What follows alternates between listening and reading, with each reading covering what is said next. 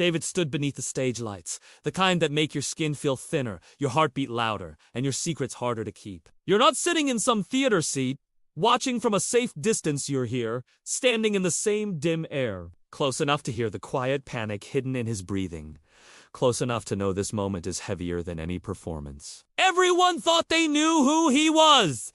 Man with the broken sentences, the one who swallowed words before they ever reached the air. But what no one ever asked, not once in all those years of ridicule, was why David never tried to defend himself. Why he stayed quiet when the laughter burned holes in him. Why he never fought back. That question has no safe answer, and maybe that's why no one ever dared to ask. The auditorium was still settling when it happened. People shifting in their chairs, programs rustling, a low cough echoing too loud. It was all ordinary until one sound cut through the air like glass breaking a voice, low and sharp, whispering his name from somewhere in the dark. It wasn't the kind of whisper you hear with your ears. It landed deeper, inside the bones, inside the memory.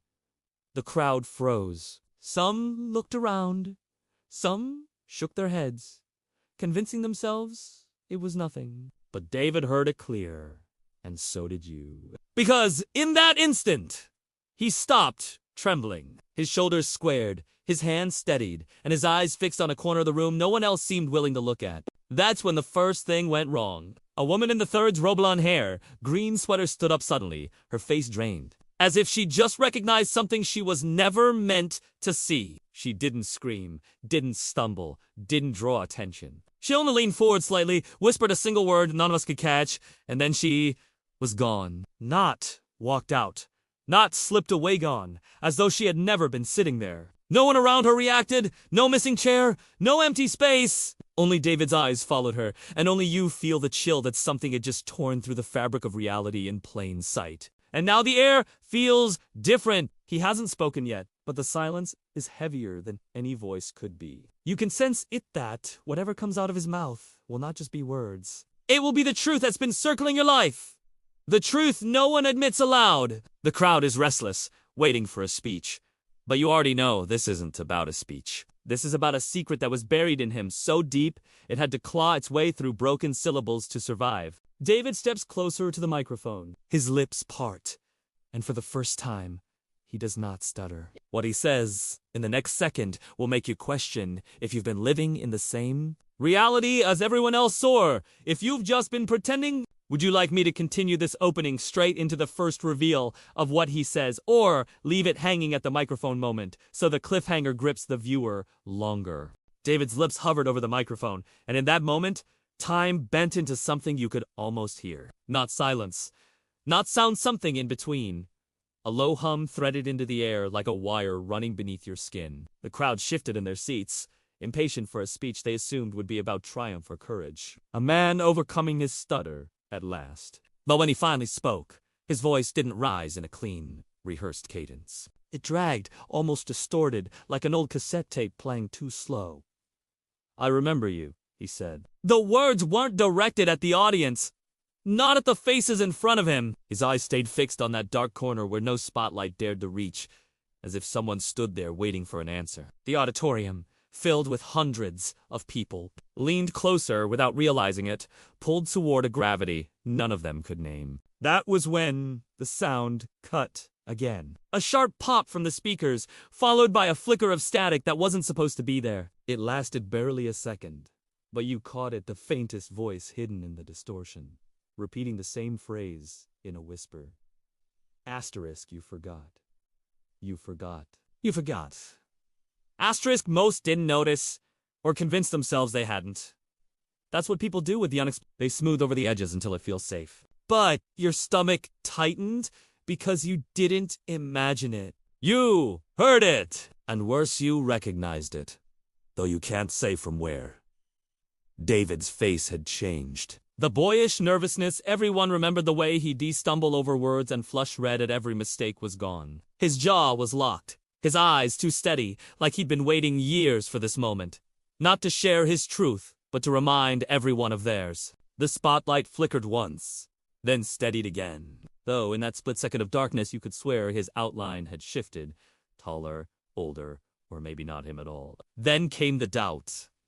The kind that crawls under your skin and won't leave. A man 2 rows ahead of you pulled out his phone to record, but the screen froze on the first frame. No movement. No sound. Just David frozen in place like a photograph. Though in real life he was still speaking. The man tapped the screen harder, muttered under his breath, and then shoved the phone back into his jacket like he was ashamed of what it showed. David kept talking. Not loudly, not proudly, but with the precision of someone delivering something meant only for a select few. They told me to stay quiet, that it would pass, that the stutter was all anyone needed to hear. His gaze swept across the room, but when his eyes brushed past you, you flinched. It felt less like being seen and more like being named. That's when the second figure appeared, not on stage, not among the audience, but in the reflection of the glass exit door near the back of the auditorium. A tall man in a dark suit, standing unnaturally still, his face blurred like bad reception. No one else reacted. No one else turned. You tried to convince yourself it was just a trick of the light. But the reflection's mouth moved when David said his next words, like they were speaking together. Do you remember what they did in the basement? The question hit with the force of a confession, yet no one around you stirred, as if the sentence had skipped over them. As if you alone had been chosen to hear it. You searched your memory for something that matched something rational, but all that came back was a hollow space. A missing stretch of time that should have been filled with something ordinary. Childhood memory, a place you once stood but instead was blank. And the more you tried to place it, the more your mind recoiled. Like it was guarding you from yourself. A soft laugh broke the tension, but not from David. From behind you, you turned too quickly, scanning the rows, but the sound dissolved before you found a face. Still, it lingered, pressed against your ears like fingers. That was when the woman appeared. Not the one who vanished earlier, no. This was someone else, entirely. She slid into the seat beside you, as though she had been there all along. Her movements her presence oddly familiar, though you couldn't recall ever seeing her before. She leaned close, her perfume sharp, metallic, like rain on iron. You shouldn't listen too closely, she whispered, her voice trembling with the kind of authority that comes from both knowledge and fear. The more you try to remember, the more it remembers you. You wanted to ask who she was, how she knew you, but her eyes silenced you. They weren't unkind, but they carried the same blurred quality as the man in the reflection, as though her existence wasn't entirely fixed. David's voice cracked then, not with stutter, but with strain. He looked like a man being pulled in 2 directions at once, one hand gripping the edge of the podium, the other twitching at his side. The microphone hissed with another glitch, and this time the distortion carried more than whispers. A sound file buried within the Statica recording of his voice as a boy. You know, because you've heard the stutter? Fragile and raw, repeating one phrase over and over. Asterisk, don't open the red door. Don't open the red door. The audience shifted, restless, but not panicked. They weren't hearing what you were hearing. Or maybe they had trained themselves not to. The woman beside you pressed her hand against your arm, grounding you or trapping you. You couldn't tell. You feel it, don't you? She murmured. That gap in your memory? That night? You can't recall. It's not gone. It's waiting. Your pulse thundered. You tried to speak, but the words snagged in your throat. And for the first time you understood something about David's silence all those years. Maybe it wasn't weakness. Maybe it was survival. The auditorium lights dimmed, not with a switch, but with a suffocating heaviness, shadows stretching longer than they should. David's face flickered on the screen behind him, a live feed, except it wasn't live. He was smiling on the projection, something he wasn't doing in real life. The 2 versions of him overlapped for a moment, then split. And you swore the one on the screen turned its head to look directly at you, not the audience. The woman's grip tightened. Her voice barely audible now, shaking. You're seeing it because it's your turn. They don't want you to remember, but you will.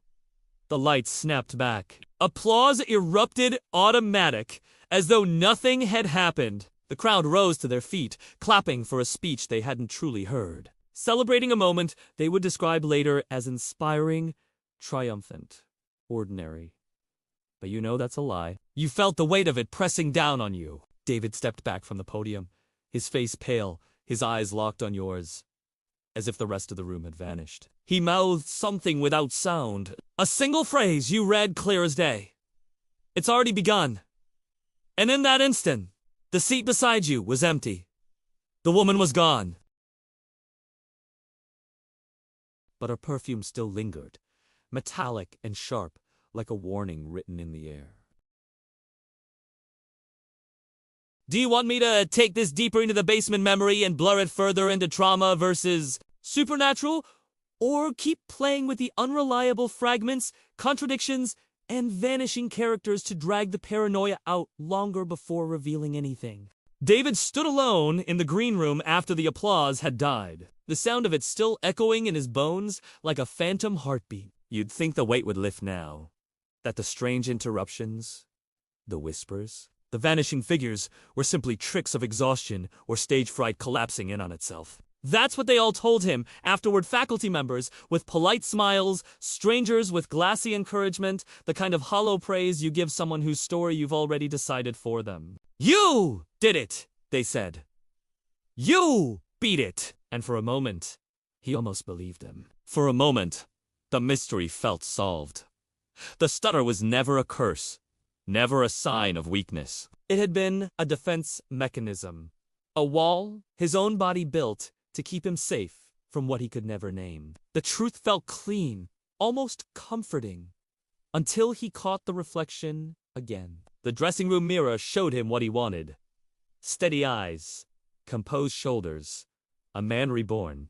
But behind that reflection, just faint enough to question, was the blurred outline of a woman's green sweater. He blinked hard, leaned closer, but the glass steadied, obedient. He tried to laugh at himself, to file it away as residual nerves. But laughter is impossible when you recognize the sweater as one worn by a woman who no longer exists in the memory of anyone else. He pressed his palms flat against the glass, and that was when he noticed it, the condensation, faint circles, as if someone had breathed against it from the other side. And written there, just for an instant before it vanished, "Do not believe the applause." The false resolution cracked. That night, David tried to find comfort in the ordinary. He drove the familiar streets of his hometown. Past shuttered diners, half-lit gas stations, the kind of late-night America that feels like a dream you've had too many times. But the ordinary betrayed him. He realized, with a creeping coldness, that he didn't remember half the turns he was making. His body knew where to go, but his mind did not. He pulled over outside a hardware store that looked familiar, though he couldn't recall ever stepping inside. And when he reached for the glove compartment, looking for an old receipt or scrap of proof that he was still tethered to reality, he found something else, a cassette tape. Unlabeled, dusted with age. His hands shook as he fed it into the car's player. Static, at first. Then a child's voice. His own, stuttering. The same line he'd heard whispered through the auditorium speakers. Asterisk Dante, open the red door. Over and over. But this time, there was more. A woman's voice layered beneath it. Gom/instructive, almost maternal. Asterisk, you remember it wrong. They made you remember it wrong. The words sliced him open, because in that moment, a memory surged up that he had spent years burying under silence. A basement. Yes, the hum of an old refrigerator. The sound of dripping pipes. And a single red door at the far end of the room, so out of place, it might as well have been a wound in the wall. He remembered being told never to touch it, never to ask, never to look directly at it. And yet he also remembered, though he could not reconcile how that one night he had been forced through it. That was when the memory glitch spread. Back at his apartment, he scoured old journals, old photos, trying to find proof that the red door had ever existed. But the photographs betrayed him. In one, a Christmas morning when he was 7, the background wall of the basement was clean, bore no door at all. In another, a birthday party, children laughing, balloons tied to chairs. And again, the wall was seamless. He knew this couldn't be right. He could feel the grain of the wood under his childhood palm, smell the iron temps of the handle. He remembered. And yet, the evidence erased him. The phone rang, piercing the silence, and he answered without thinking. A voice, low and familiar, whispered. Asterisk, stop looking. They'll notice. And then the line went dead. The unease deepened, not in what was revealed, but in what wasn't. The woman from the auditorium, the one who had sat beside him and vanished, began showing up in fragments. A blurred figure in the background of old home videos he'd never noticed before. A face in the corner of a family photograph, turned slightly away. When he played the tapes again, the audio warped in ways it hadn't before, phrases reversed. Laughter distorted into something almost animal. And once, clear as day, her voice whispered from the static, "You're not crazier, they lied to you."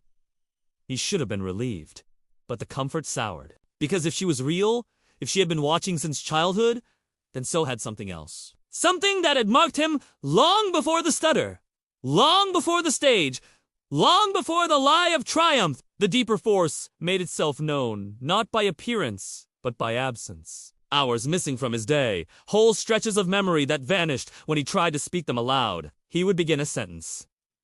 "I was at the grocery store this morning, only to realize he couldn't recall a single aisle, a single purchase, a single face. His calendar filled with handwriting that wasn't his, notes written in ink he never owned. Asterisk, don't let them clap. Don't let them clap.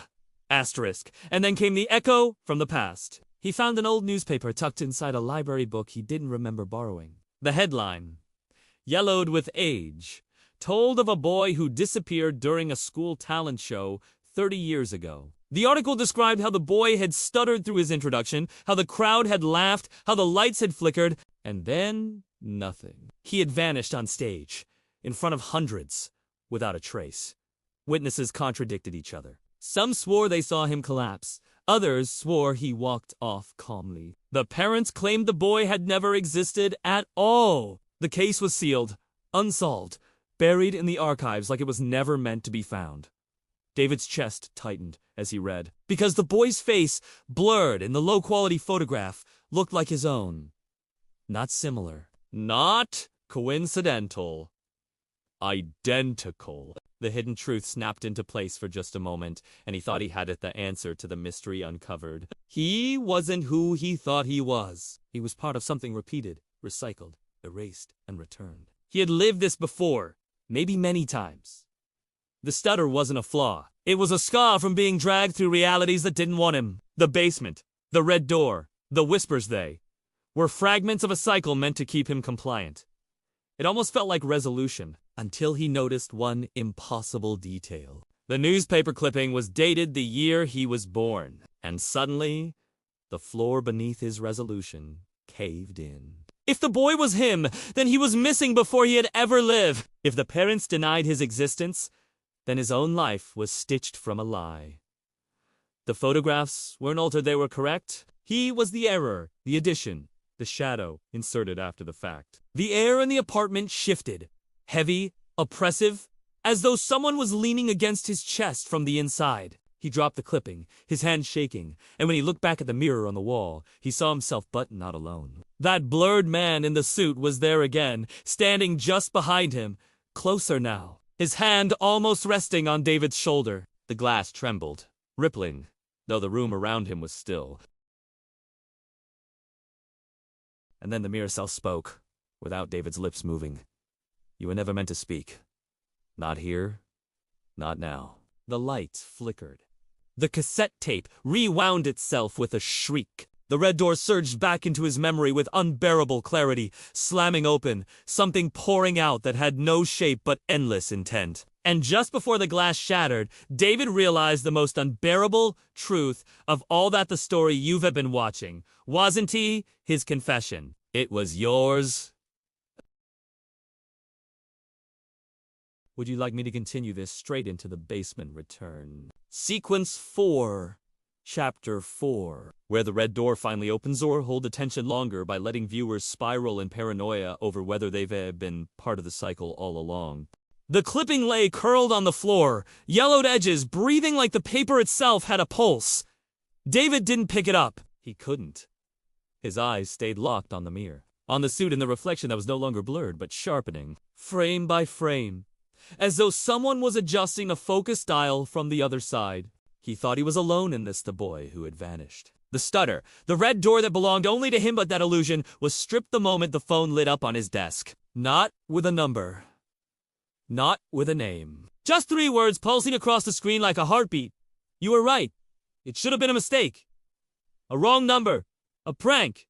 An algorithm. Glitch. Except when he unlocked the phone, the message vanished, leaving only the Notes app open. And inside, a single line written in a hand that wasn't his. Asterisk, we've been watching. Don't trust your reflection. Asterisk, the air shifted again, heavy in that way that suggests presence rather than absence. As though a room can know it's being observed. David sank into the chair, his hands pressed hard against his temples. Because the deeper he looked for the source, the more familiar it felt. This wasn't the first time someone had reached out. He remembered the strange emails he'd deleted over the years. Fragments of sentences that never made sense. Basement door. Don't forget. Dante clapped when they tell you 2 phrases that once felt like spam, but now clung to his ribs like warnings he had ignored. And then the dreams returned. They had always been there, faint enough to dismiss, but after the stage, they grew sharper, cinematic. He dreamed of crowded rooms where no one had faces, of children pointing toward a door no one else could see, of whispers carried not by mouths but by walls. More than once, he woke with a word carved into the condensation on his bedroom window. A word he didn't write. Us. That was when he realized the paranoia wasn't just paranoia. He wasn't the only one. The symbols began to appear everywhere, on the subway walls, scratched into the metal seats, in chalk, on sidewalks, half-washed by rain. On the back of receipts he swore he hadn't kept, a circle with a line through it, repeated endlessly, and beneath it, always the same 4 letters. RDR sometimes bold, sometimes faint, sometimes backwards as though mirrored. But always there, like a breadcrumb trail only he could see. Once, while scrolling through an old social media feed, he found the symbol buried in a photo from 10 years ago, etched faintly into the brick behind his shoulder. It had been waiting long before he was ready to recognize it. The others made contact in ways he couldn't trace. Anonymous emails from disposable addresses, a voicemail with no caller ID that played static, then a child's laughter. A package at his door containing nothing but an unmarked VHS tape. When he found a player to run it, the footage was shaky. Handheld, timestamped in 1995. A school auditorium, lights flickering, parents clapping politely. The camera zoomed in on a boy at the podium, stuttering, trembling, unable to get the words out. David leaned closer, bile rising in his throat, because the boy looked like him, but younger, granier, as if pulled through generations. The crowd laughed. The camera shook, and then the boy froze. His eyes shot toward the lens, locking onto it. Onto him. Onto now. And in that frozen, blurred face, David swore he heard a voice bleed through the speakers. Asterisk, we're still here. He thought he'd lost his mind until he scrolled the comments on the video. Yes, the video. Because, without realizing it, the footage was already uploaded to a site he never visited. A thread of voices. Dozens. Deep. Strange as if. They were strangers saying the same things he'd been hearing in whispers. I saw the door, too. They erased my brother. This is the footage the government never released, and one that stopped his breath. You are not David. The weight of identity cracked open like glass. Because if they had been watching him all along, if others had lived through the same cycle, then who is he really? The child who stuttered? The boy who vanished? The man who thought he had triumphed? Or just another version stitched into a story that didn't belong to him? It was then that the third perspective entered. Not as a character on stage, not as a whisper in the static, but as words sliding across his screen while he stared at the footage. The username was blank. No avatar. No history. Only one post. Asterisk, I'm not one of them. I've been documenting everything. You've seen pieces. They'll erase me soon. So listen.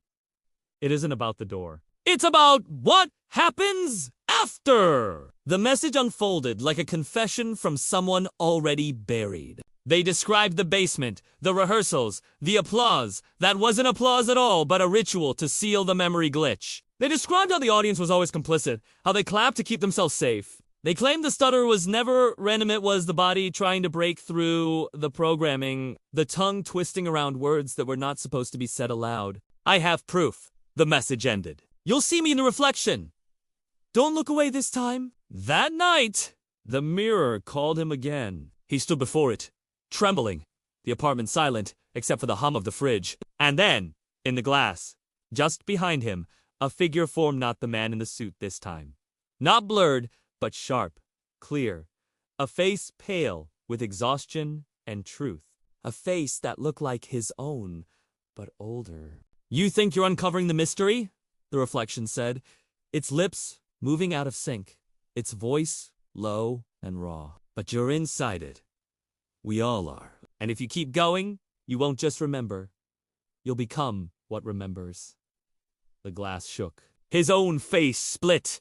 Duplicate versions glitching in and out of sync. Some stuttering, some silent, some vanishing altogether. For a moment, he thought he saw the others 200s of faces stacked behind his own. All watching, all waiting, all part of the same unfinished sentence. And then it ended. The reflection steadied.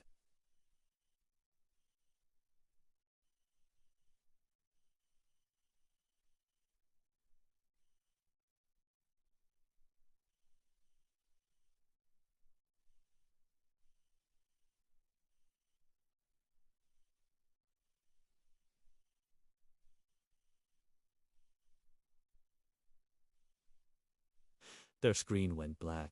The phone buzzed once more with a final message from the blank account. Asterisk, this ISNT. His story. It's ours. Don't forget that you were right all along. David collapsed into the chair, his chest heaving, the weight of it all pressing harder than breath. The false resolutions, the vanished memories, the shifting phase as every piece was pointing to something larger. Something unnameable, something that had been orchestrating from the beginning. But the ending doesn't belong to him. Not yet. It belongs to you!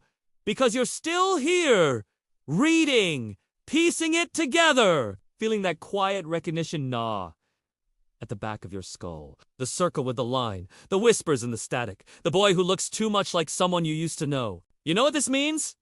You've seen it before, you've lived through it too. Whether you admit it or not. And when the screen goes dark this time, the question isn't whether David will survive, it's whether you will. Do you want me to push this into the basement return sequence next? Where the cycle finally cracks open for good or drag, the audience deeper into the conspiracy layer first, where viewers begin seeing the same symbols in their own world.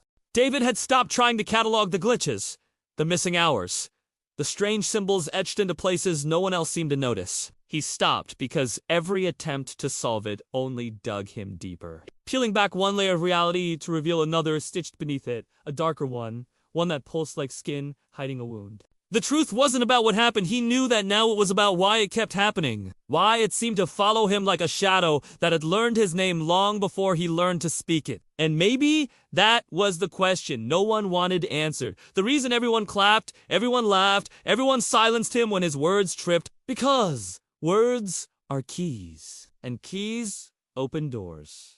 4 days. The reflection didn't return. No more suits in the glass. No whispers in the static. No woman in the green sweater brushing against him with warnings. He thought for a moment that maybe the cycle had collapsed, that he'd slipped free by refusing to play his role.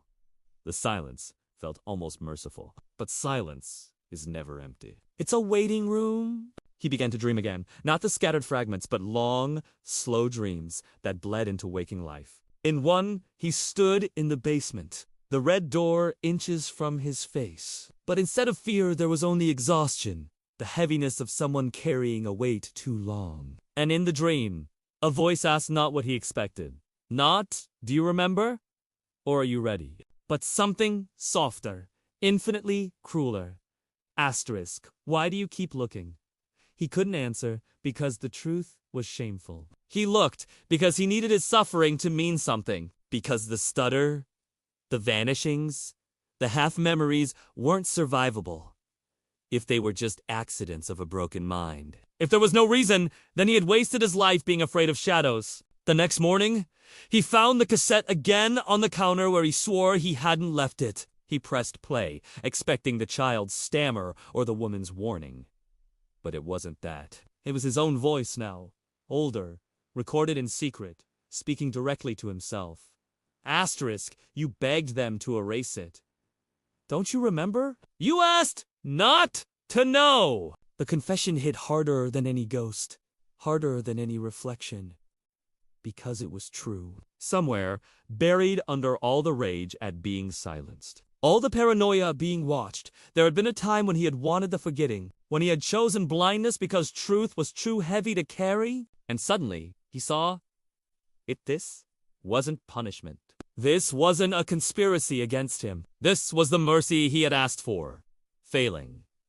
Tears burned his eyes. He wasn't even sure who he was, crying for the boy who stuttered, the man who lied to himself, or the others who had walked this path before him. He pressed his head against the wall, whispering into the stillness, I don't want it anymore!